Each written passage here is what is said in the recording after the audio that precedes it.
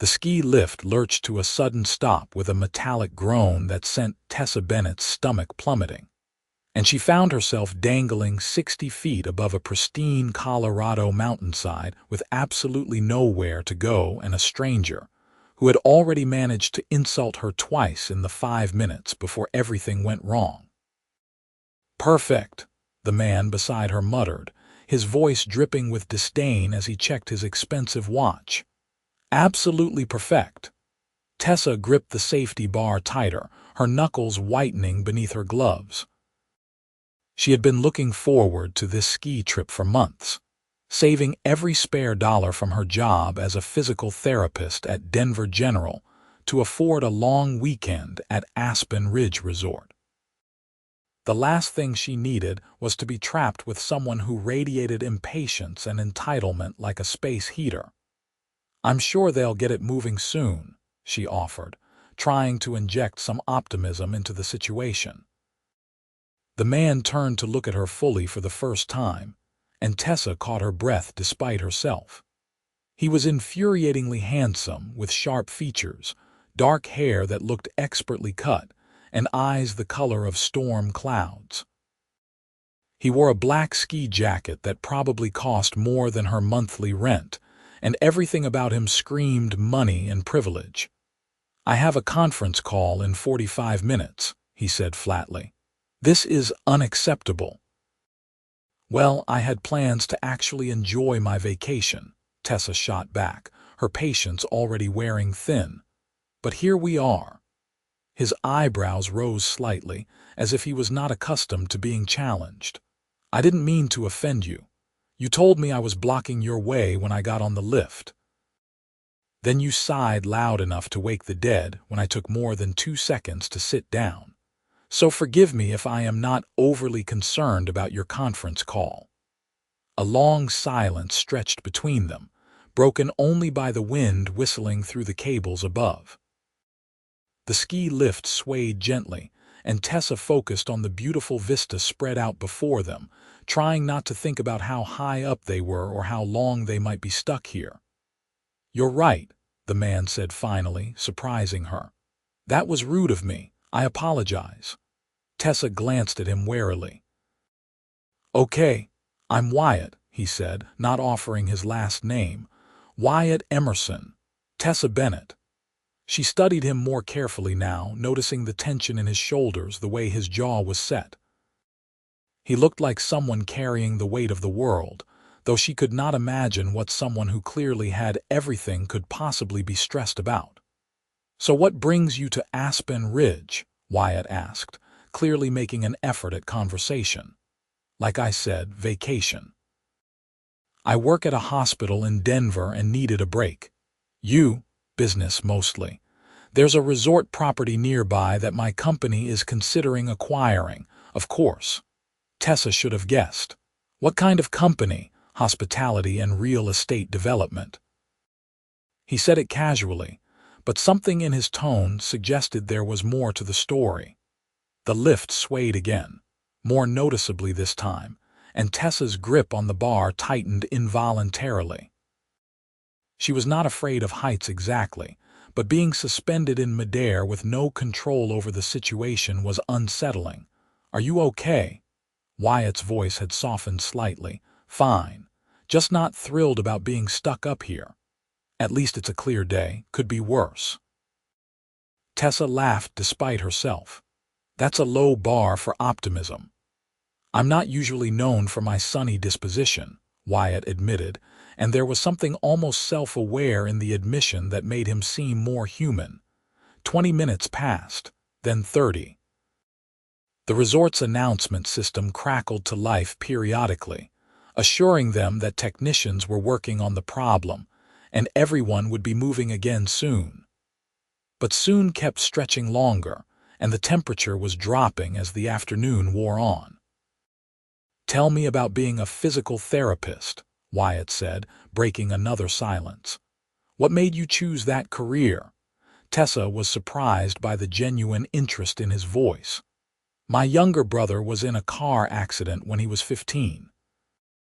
Spent months in recovery, and his physical therapist was the one who really helped him get his life back. I saw what a difference it made, not just physically but emotionally. I wanted to do that for other people. That's admirable. How is your brother now? He's great. 23, studying environmental science at Boulder. He wants to save the world. She smiled, thinking of Jake's passionate speeches about conservation and climate change. Sounds like it runs in the family, wanting to help people. What about you? Why hospitality and real estate? Wyatt was quiet for a moment, and Tessa wondered if she had overstepped. Then he spoke, his voice more measured than before. My grandfather started with a single bed and breakfast in Vermont. He built it into something bigger, but he never lost sight of creating spaces where people could make memories.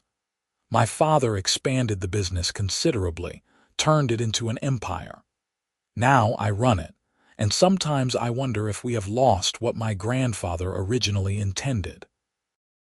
There was something vulnerable in that admission, a crack in the polished exterior. Tessa found herself revising her initial impression of him as just another arrogant rich guy. Is that why you are considering this acquisition? To get back to those roots? Maybe. Or maybe I am just trying to figure out what I actually want versus what everyone expects of me. He looked at her, and there was a weariness in his eyes that she recognized from her patients who pushed themselves too hard, ignored their own needs for too long. Sorry, that was probably more than you wanted to know. No, it's okay. We are stuck up here together. Might as well be honest. The wind picked up and Tessa shivered. Her jacket was warm enough for skiing, but sitting still in the cold was different. Wyatt noticed immediately. Here, he said, starting to unzip his jacket. Don't be ridiculous. You will freeze. I run warm, and I have layers. He shrugged out of the jacket before she could protest further and draped it over her shoulders. It was heavy and luxurious and still held his body heat. It also smelled faintly of cedar and something else, something distinctly masculine that made her more aware of him than she wanted to be. Thank you, she said quietly. It's the least I can do after being such a jerk earlier. Another hour crept by. The sun was starting to lower in the sky, painting everything in shades of gold and amber. Under different circumstances, it would have been breathtaking. Tessa and Wyatt talked to pass the time, their conversation flowing more easily now. She learned that he was 31, lived in Manhattan most of the year but traveled constantly for work, and had not taken a real vacation in over 3 years. He learned that she was 28, loved hiking and terrible reality TV shows, and made a mean lasagna despite burning almost everything else she attempted to cook. So you're telling me you can help people recover from major injuries, but you cannot make scrambled eggs without setting off the smoke alarm. Wyatt's expression was almost teasing now, the hardness from earlier completely gone. Everyone has their weaknesses. What about you? Any hidden domestic skills? I make excellent coffee, that's about it. I have a chef who handles everything else. Of course you do, Tessa said, but there was no judgment in it, just acknowledgement of how different their worlds were. It's not as glamorous as it sounds, Wyatt said. Most nights I am eating takeout at my desk at 10 p.m. because I am still working. That sounds lonely. He looked at her sharply, as if she had seen something he tried to keep hidden. It is what it is. It doesn't have to be, though. You're the boss, right? You could change things. It's more complicated than that. Is it? Or do you tell yourself that because it's easier than actually making a change? Wyatt was quiet for a long moment, and Tessa worried she had pushed too far. But when he spoke, his voice was thoughtful rather than defensive. Maybe you are right. Maybe I have been hiding behind obligation and responsibility because it is safer than admitting I am not happy. The vulnerability in those words hit Tessa square in the chest. She had seen glimpses of the person beneath Wyatt's polished exterior, but this felt different, more raw. "What would make you happy?" she asked softly. "I don't know. I used to love what I did, walking through properties, envisioning what they could become, creating spaces that felt special. Now it is just endless board meetings and profit margins and shareholder expectations. I can't remember the last time I actually stayed in one of our hotels just to experience it."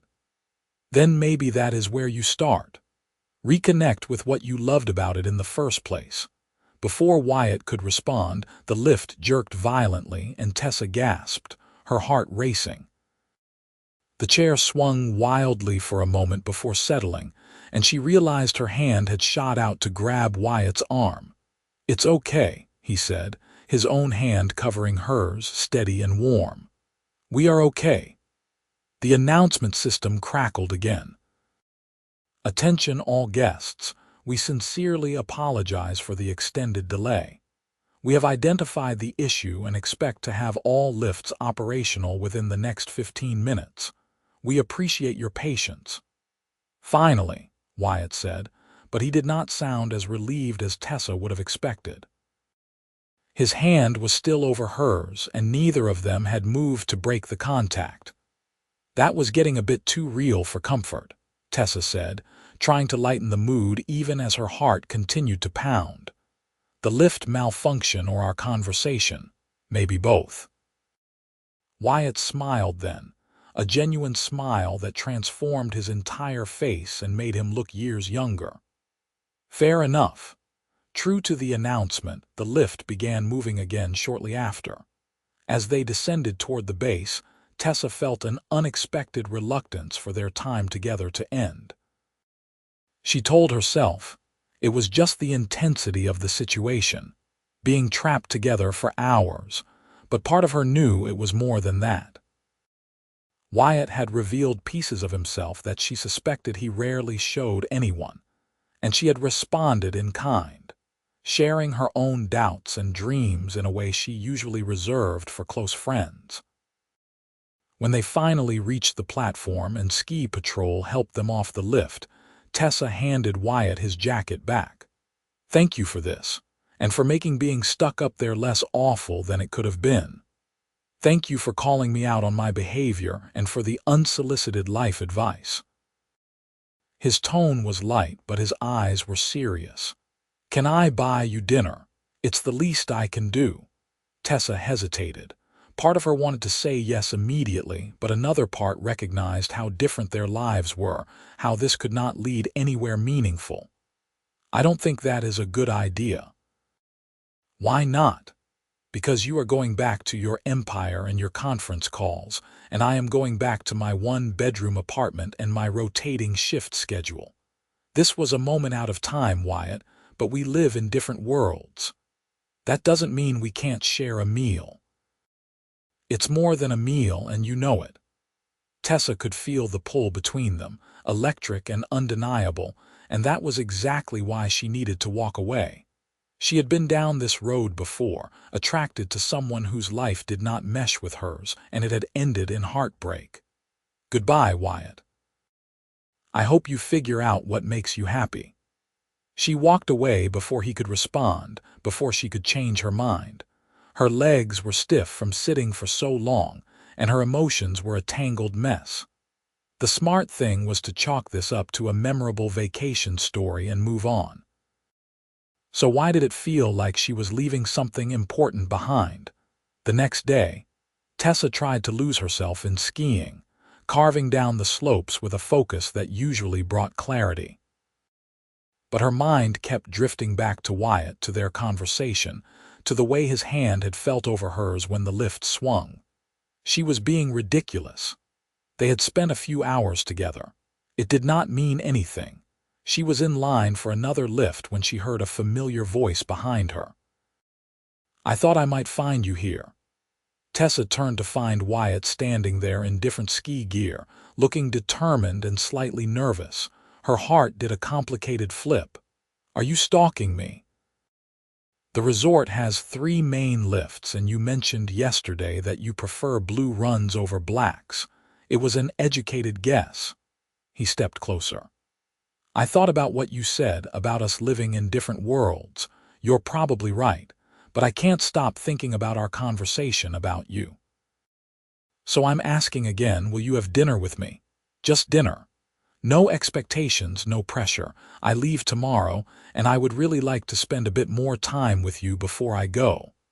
Tessa's resolve wavered. There was something endearing about seeing this confident, powerful man look uncertain, putting himself out there despite her rejection. Wyatt. One dinner, Tessa. What's the harm? She could think of several potential harms, starting with the fact that she was already far too interested in him. But looking into his eyes, seeing the genuine hope there, she found herself nodding. One dinner. His smile was worth the risk. They agreed to meet at 7 at a restaurant in town, somewhere neutral and casual. Tessa spent an embarrassing amount of time deciding what to wear, finally settling on jeans and a soft green sweater that brought out her eyes.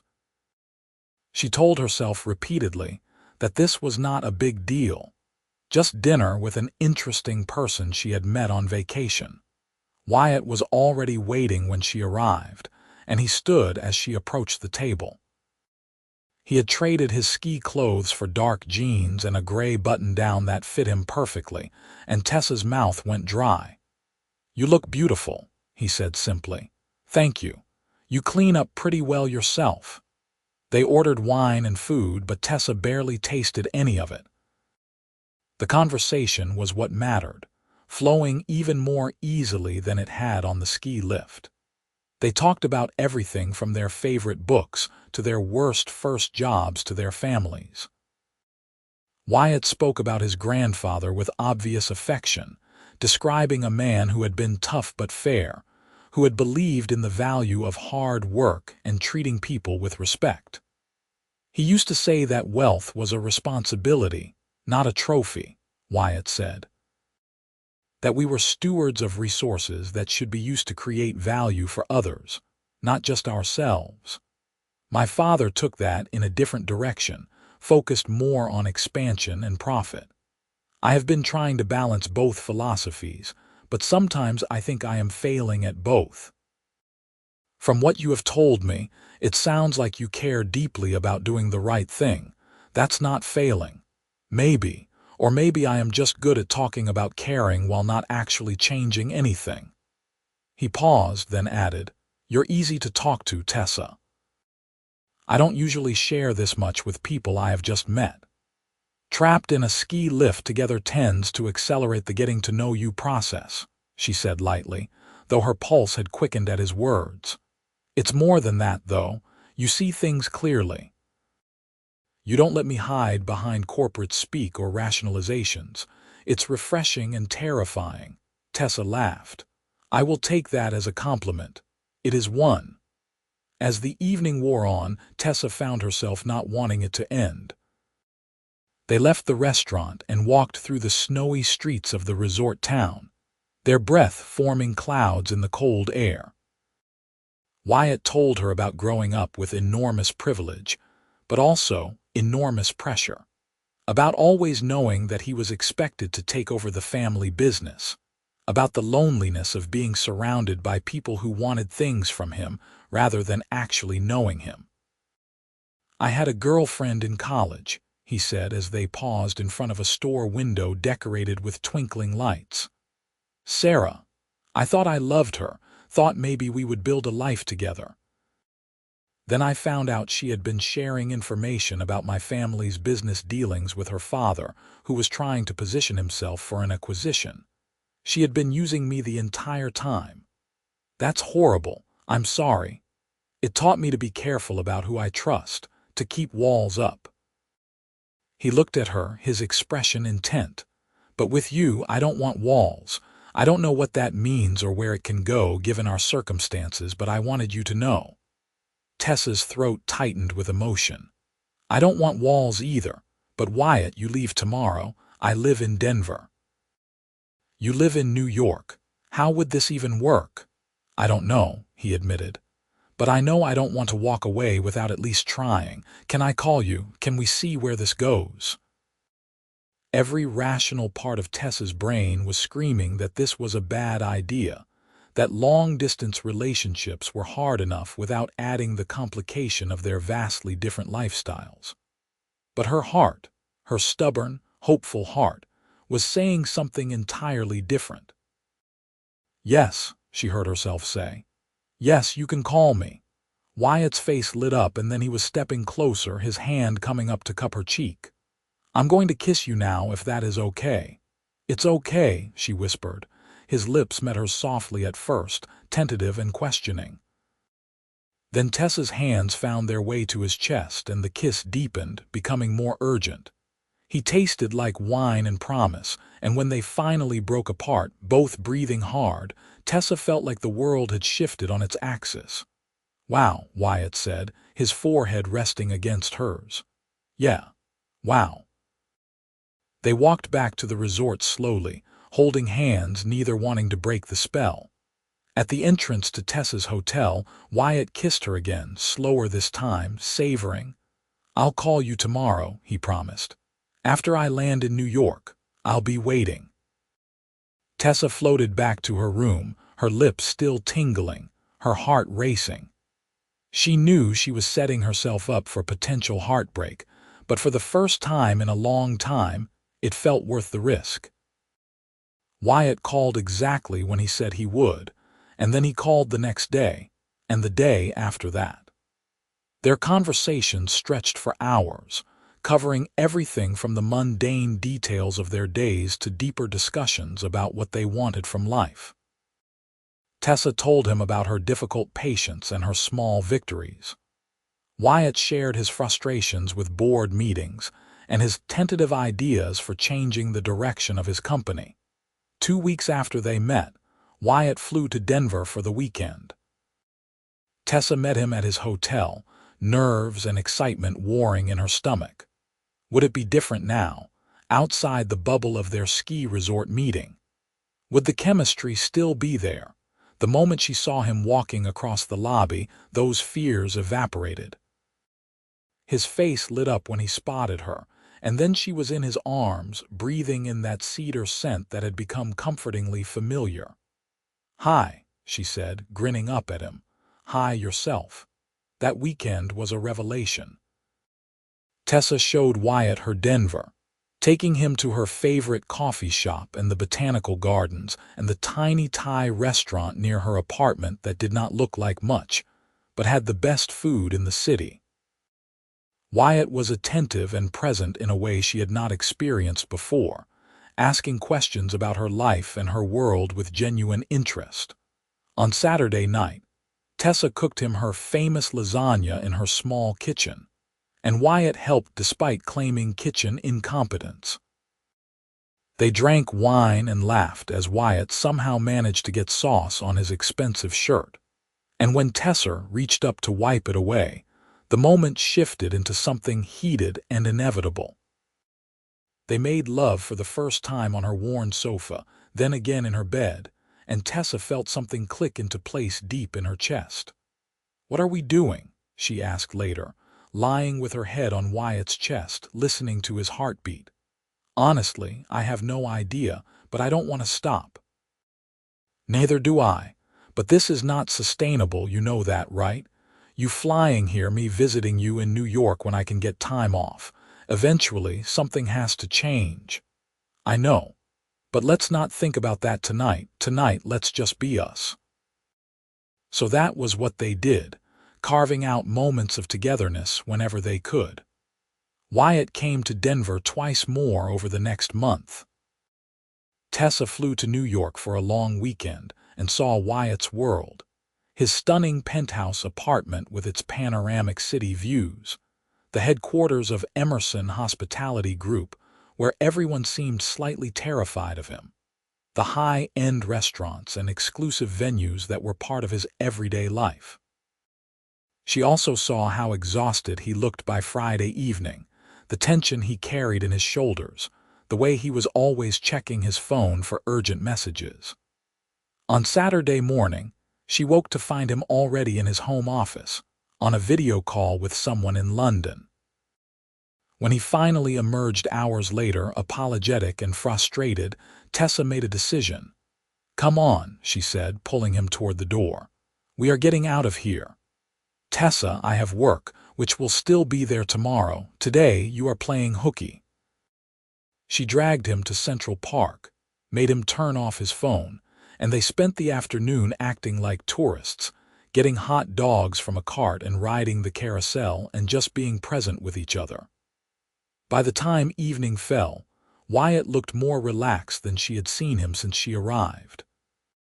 "Thank you," he said as they sat on a bench watching the sun set. "I needed that more than I realized.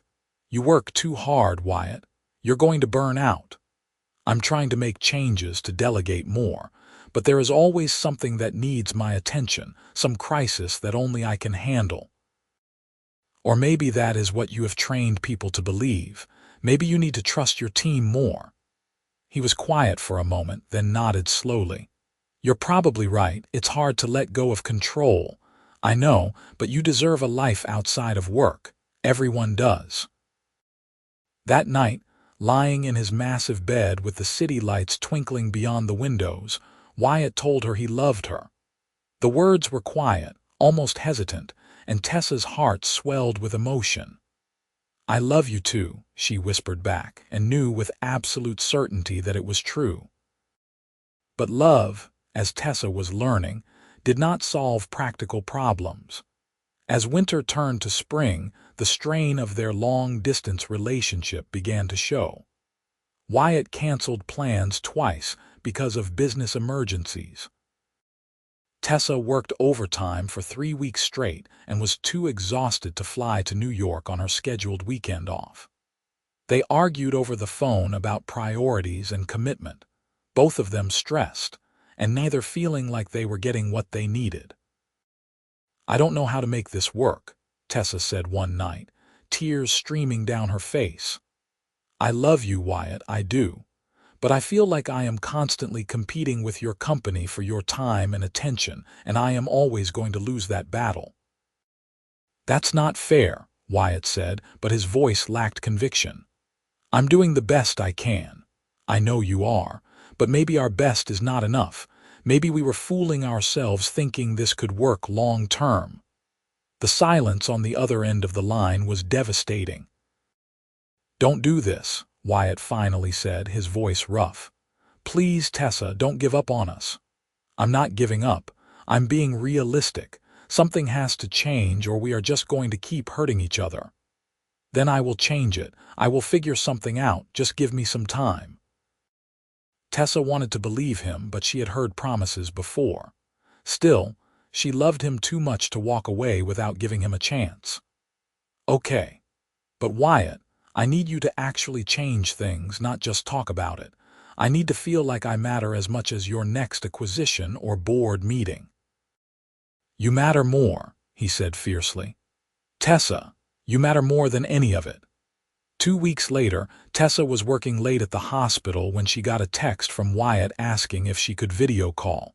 She stepped into an empty conference room and pulled up the call, worried something was wrong. Wyatt's face filled her screen, and he looked nervous but determined. "I have something to tell you, and I need you to hear me out before you respond, okay?" "Okay," Tessa said slowly, her heart rate picking up. "I have been doing a lot of thinking since our last conversation. You were right that something needed to change. So I told my board that I am restructuring my role. I am promoting my COO to president and taking on a more advisory position. I will still be involved in major decisions, but the day-to-day operations will be handled by someone else." Tessa's jaw dropped. "Wyatt, that is huge. Are you sure?" "I'm sure. It's something I should have done a while ago. Robert is more than capable of running the company, and this will free me up to focus on the parts of the business I actually care about, the creative and strategic side." He paused, then added, "It will also free me up to move to Denver. I found a property there, a boutique hotel that is struggling but has good bones. I want to acquire it, renovate it, make it into something special. It would be my project, a chance to get back to what my grandfather loved about this business, and it would let me be close to you. Tessa's vision blurred with tears. You're moving to Denver for me, for us. And for myself, if I am being honest, I have been miserable, Tessa. Successful and wealthy and absolutely miserable. You helped me see that. You made me remember what it feels like to be happy, to have balance. I don't want to lose that. I don't want to lose you. I don't want to lose you either, Tessa managed through her tears. But Wyatt, moving here, changing your entire life, that is enormous. What if it doesn't work out between us? Then I will still have made the right choice for myself. But I don't think that is going to happen. Do you? No, she admitted. I think we are going to make it. So do I. The next few months were a whirlwind. Wyatt bought the hotel, a historic building in downtown Denver that had fallen into disrepair. He threw himself into the renovation with an enthusiasm Tessa had never seen from him, consulting with architects and designers, personally overseeing every detail.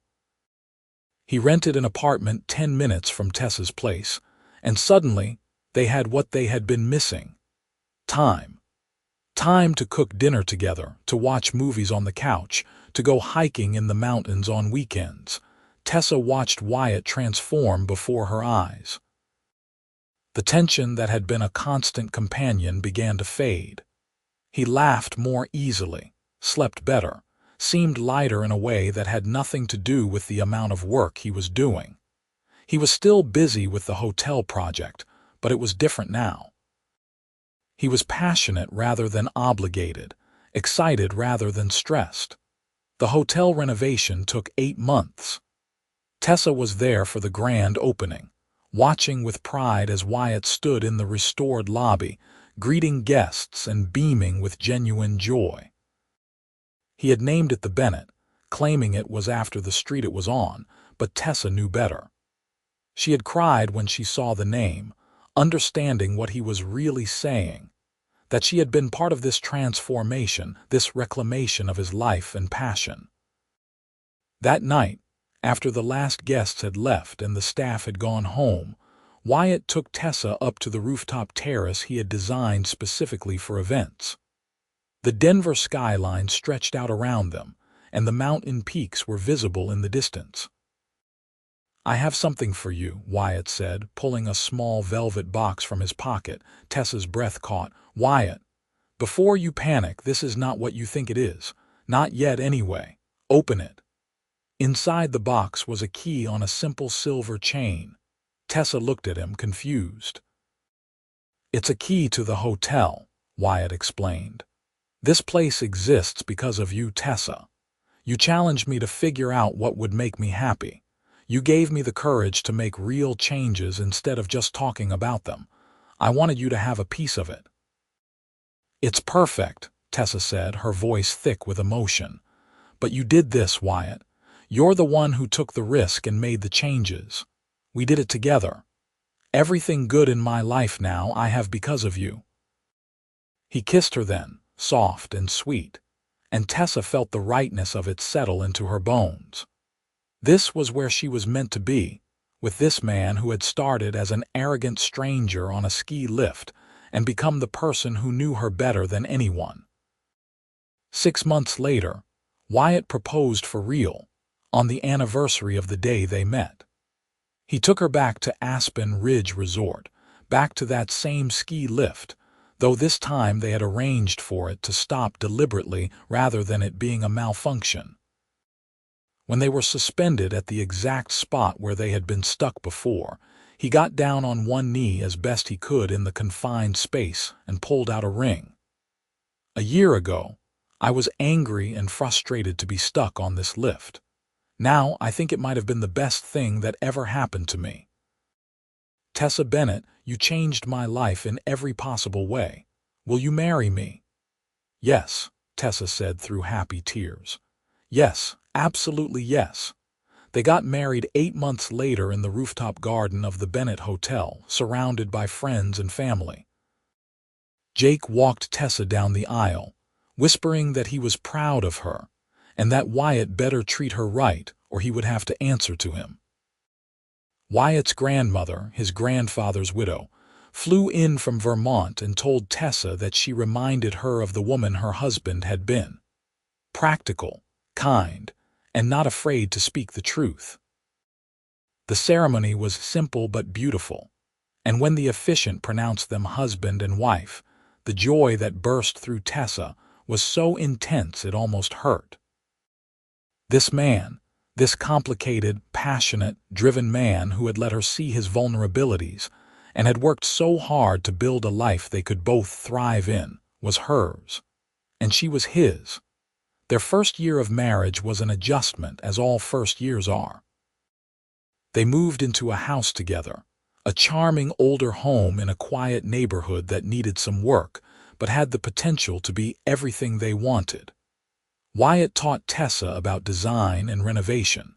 Tessa taught Wyatt how to not burn scrambled eggs.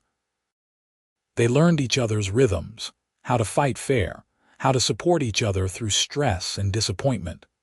Wyatt continued to consult for Emerson Hospitality Group, but on his own terms. He focused on special projects, properties that needed creative vision rather than just financial investment. The Bennett Hotel thrived, earning recognition for its thoughtful design and excellent service. Wyatt hired great people and actually delegated to them, trusting them to do their jobs while he focused on the bigger picture. Tessa continued working at Denver General, though she cut back to 4 days a week, so she had more time for other things, including the community outreach program she had started at the Bennett, offering free physical therapy sessions to underserved populations once a month. 2 years into their marriage, Tessa found out she was pregnant. She told Wyatt over breakfast, simply handing him the positive test, and his reaction was everything she could have hoped for.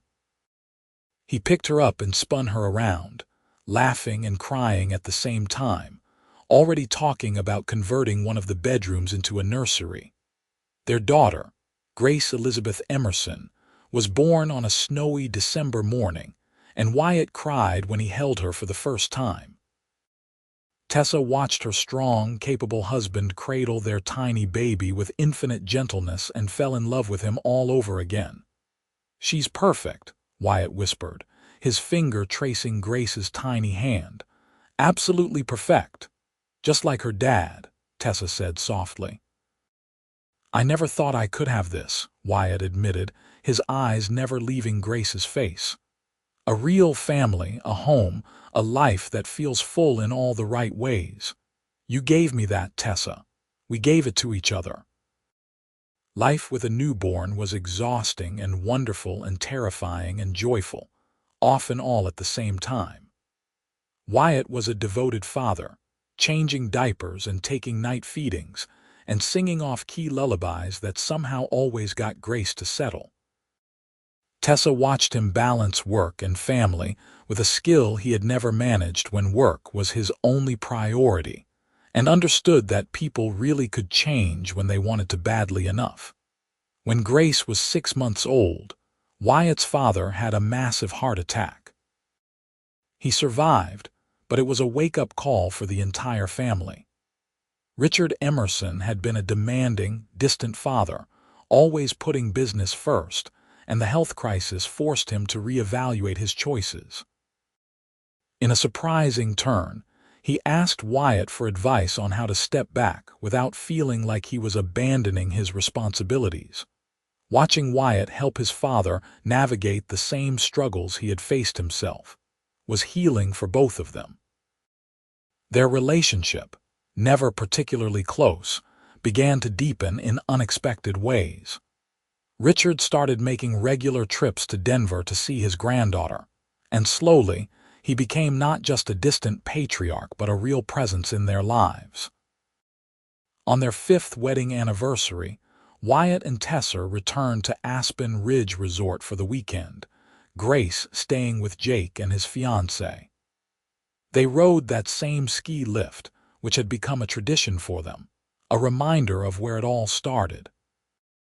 "Do you ever wonder what would have happened if the lift hadn't broken down that day?" Tessa asked, snuggled against Wyatt's side as they glided up the mountain. "All the time," Wyatt admitted. "I was in such a dark place then, so focused on things that didn't actually matter. I might have spent years that way if I hadn't been forced to stop and really talk to someone to you." "I was pretty judgmental of you at first," Tessa said with a laugh. "So sure I had you figured out. You did have me figured out, at least the version of me I was presenting to the world. But then you saw past that, saw who I could be, who I wanted to be." "I love who you are now," Tessa said, reaching up to kiss him. "But I also loved that arrogant stranger on the ski lift at least a little bit. He was trying so hard to keep everyone at a distance, but I could see the real person underneath.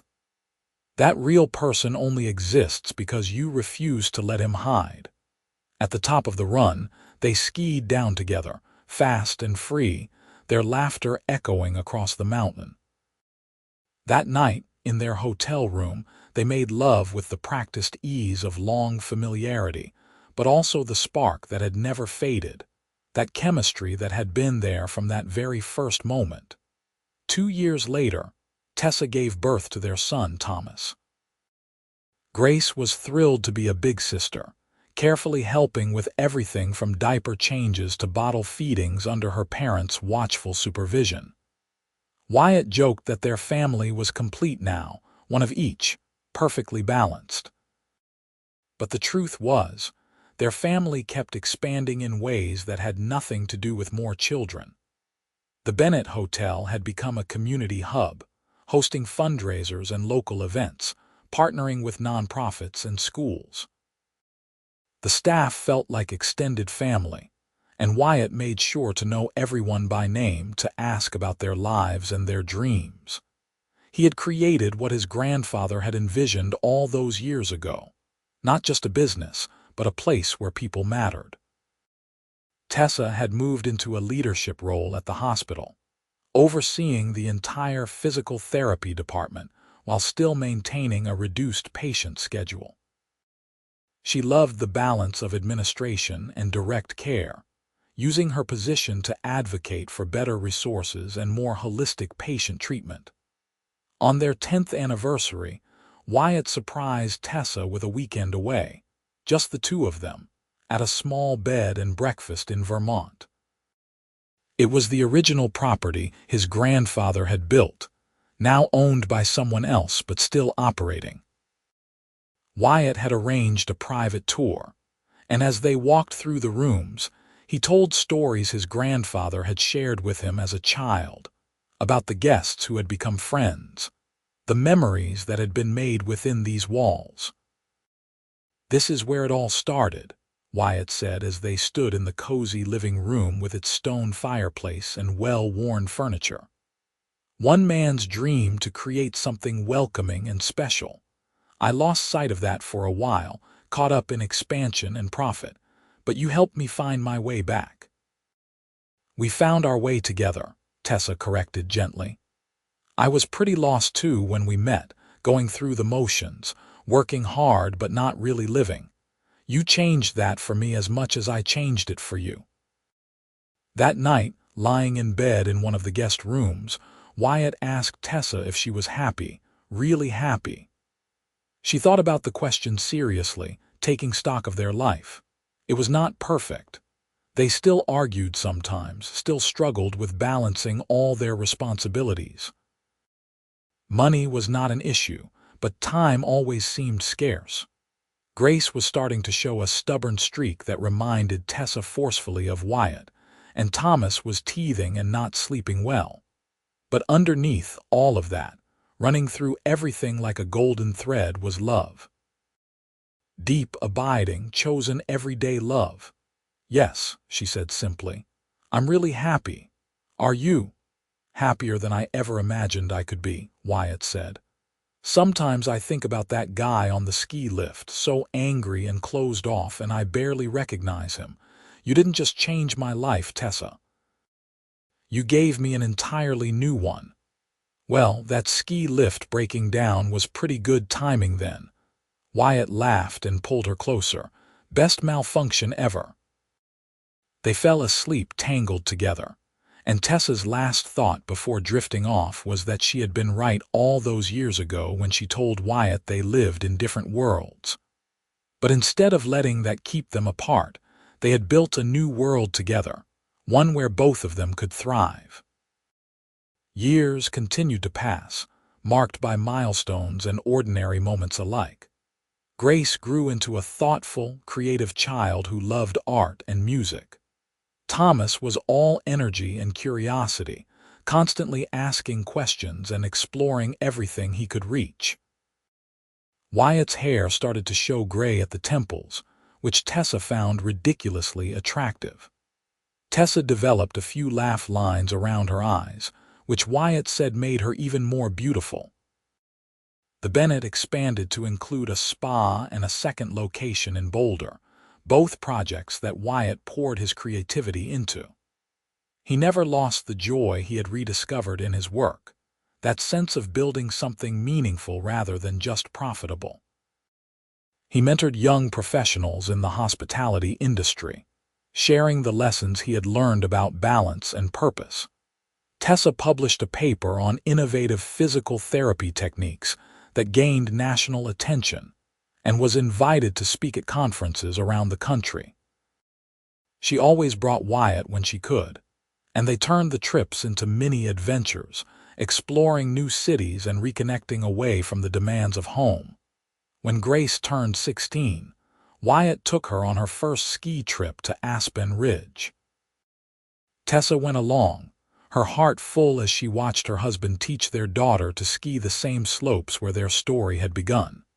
At one point, Grace asked to ride the lift, and Wyatt and Tessa exchanged a meaningful look.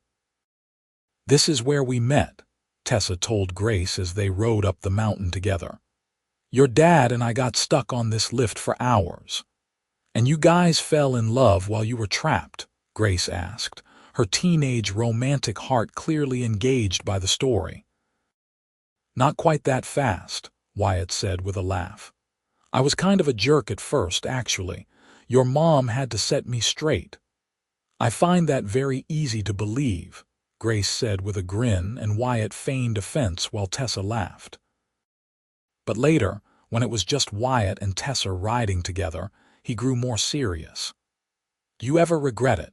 Not the marriage or the kids, obviously, but the way your life changed. You could have found someone easier, someone whose world matched yours from the beginning." Wyatt Emerson, after 16 years, "Are you really still insecure about this?" "Not insecure exactly. Just grateful. So grateful that you took a chance on me, on us. That you believed we could make it work when all the practical reasons said we couldn't." Tessa cupped his face in her gloved hand. "I have never regretted it, not for a single moment.